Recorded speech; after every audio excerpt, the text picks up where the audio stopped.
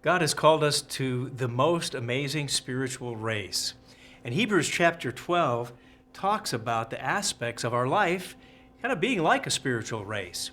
He gives us the wonderful examples in Hebrews 11 of those who have run that race before us and set the pace. And in Hebrews chapter 12, he reminds us to consider those that have gone before and pattern our lives after them.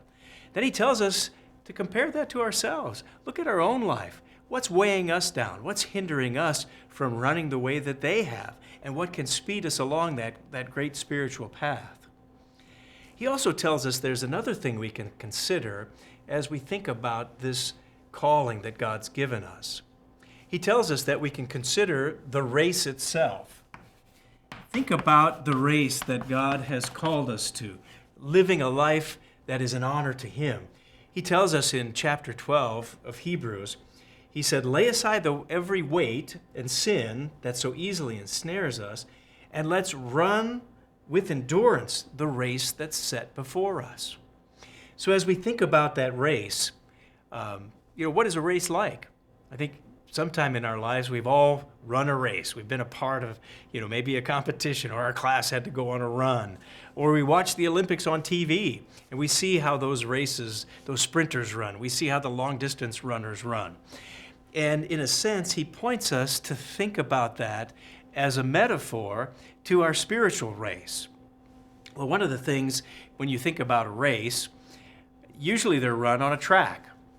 And those tracks, if you've ever seen how a race is run, especially on the shorter distances, those runners have to stay in their lane. They're assigned a lane, and on those short distances, they have to stay in that lane. If for some reason, they stray out of that lane, well, you know what happens to them. They get disqualified if they step out of their lane. So they have to run the race that was assigned to them. They can't go in somebody else's lane and run their race. They have to run their own race. And I think there's an interesting comparison when you think about that. When we're called to the spiritual race, it's not a competition with somebody else. It's a challenge for each of us to run the race that we've been called to. And so we have to stay in our own lane in that sense and run that race ourselves. I can't be concerned about somebody that's beside me. I can't be concerned about somebody that may have gone way ahead of me. I have to worry about myself. In fact, the Apostle Paul uses that analogy in 1 Corinthians 9. He tells us there that he says, when you run a race, you want to get the prize. You want to win that prize. So he says, run in such a way that you may obtain it. That starts in 1 Corinthians 9:24. And so we've got to run that. God's called us to our own race in that sense. And so we have to run a race that's set before us. That's what we're told. And in fact, in Hebrews 12, he says, run it with endurance. Run it with endurance. So this isn't just a sprint and the race is over.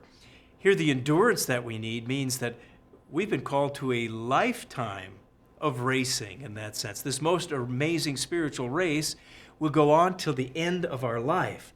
And so he sets us in that kind of a race.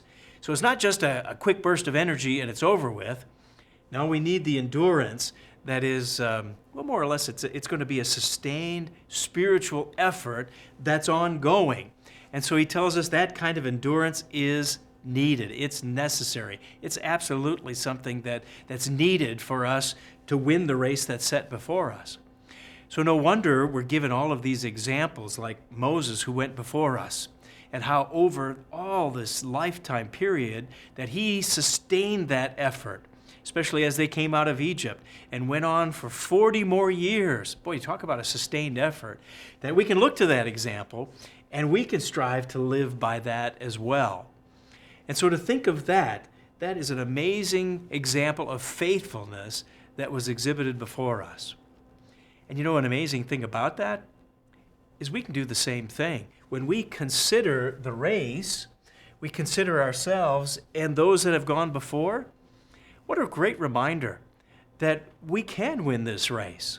Certainly with God's help, as we run with endurance, he says, we can run and we can obtain that imperishable crown. That's what 1 Corinthians 9 tells us. We can not just win a wreath of laurels that are going to die and wear out, but we can obtain the imperishable crown. So what a great reminder. As we consider the race, let's run with endurance. We'll think about this a little bit more next time on BT Daily. We'll see you then.